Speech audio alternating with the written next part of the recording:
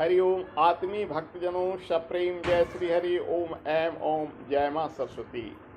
आज का प्रसंग है गायत्री मंत्र पारसमणि है। आपने हमारा वीडियो देखा, गायत्री मंत्र कल्प वृक्ष है, गायत्री मंत्र कामधेनु है, गायत्री मंत्र आज सुने पारसमणि है।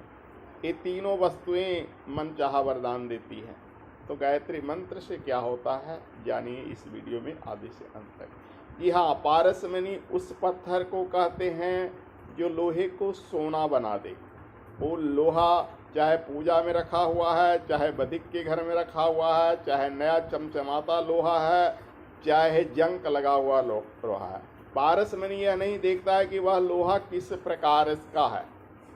इसी तरह से गायत्री मंत्र जो जपता है तो गायत्री माता यह नहीं देखती है कि वो साधक किस तरह का है।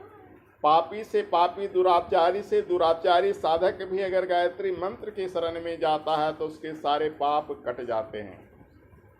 आप गायत्री महाविज्ञान से गायत्री वर्णा नाम ध्यानम को पढ़िए।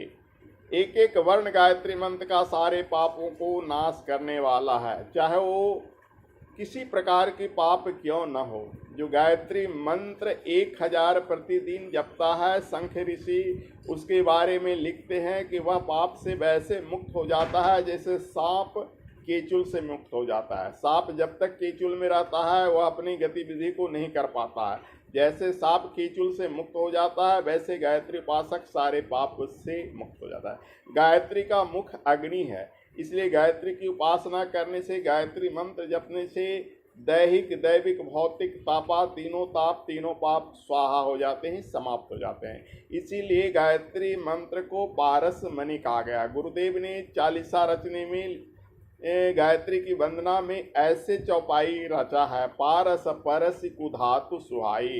हे गायत्री माता, आप पारसमणि हो जो कुधातु खराब से धातु को सुहाई माने सोने बना देते हो।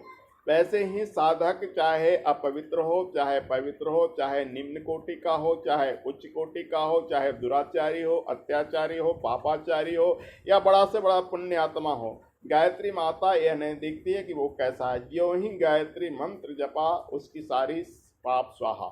और उसके बाद पारसमणि की खूबी क्या है। गायत्री का उपासक अगर किसी रोगी पर ऐसे हाथ का स्पर्श कर दे गायत्री मंत्र पढ़ते हो तो रोगी रोग मुक्त हो जाएगा। गायत्री का उपासक अगर किसी भूत प्रेत बाधा वाले का सर पर हाथ रख दे तो उसकी प्रेत बाधा समाप्त हो जाएगी। गायत्री का उपासक किसी भी पीड़ित कष्ट की प्राणी के ऊपर हाथ रख दे और गायत्री मंत्र एक बार सस्वर गान करके पाठ कर ले तो वो सभी कष्टों से मुक्त हो जाएगा। अब मैंने इस बात को कहा और आपने कल से ही इसको शुरू कर दिया, अगर ऐसा नहीं होगा तो इसमें मेरा कोई दोष नहीं है, क्योंकि जपने से जब तक आपका पाप नहीं कटता है तब तक आपको सिद्धि प्राप्त नहीं होगी। और ये निश्चित मानिए कि आपका पाप कट जाएगा ही, थोड़ा समय लगेगा। आपकी अंतर्निक जिस तरह से कसाय कलमश होंगे, जैसे कपड़ा जितना गंदा होता है साबुन 1 बार 2 बार 3 बार देने से ही साफ होता है, वैसे गायत्री मंत्र जपने से आप कोशिश करना। ये नहीं कि आज बताया वीडियो में तो कल से आप प्रेत बाधा को मुक्त करना से। हाँ, गायत्री की सिद्धि हो जाएगी।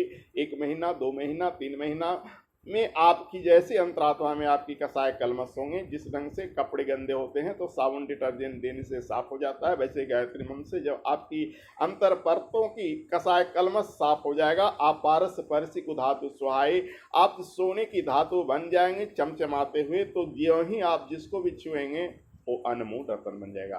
ऐसे ही नहीं, महापुरुषों के संसर्ग में जाकर डाको रत्नाकर आप वाल्मीकि बन गए गायत्री की कृपा से।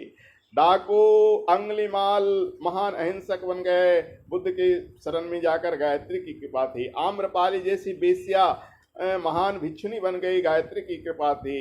जितने भी शास्त्रों में बधिक का वर्णन है, पापियों का वर्णन है, अजामिल गण गिद्ध ये सब तर गए गायत्री की ही कृपा थी। तो ये सारे कृपा गायत्री रूपी पारसमणि के स्पर्श से सोना बना देता है, छू जाने से सोना बना देता है। आप गायत्री का जप करके देखो, आप नहीं निहाल हो तो कहना मुझे, आप ही नहीं आप पूरे समाज को पवित्र कर दोगे, सोना बना दोगे, जिसे भी छुएगे वो कंचन बन जाएगा। हरिओम तत्सत।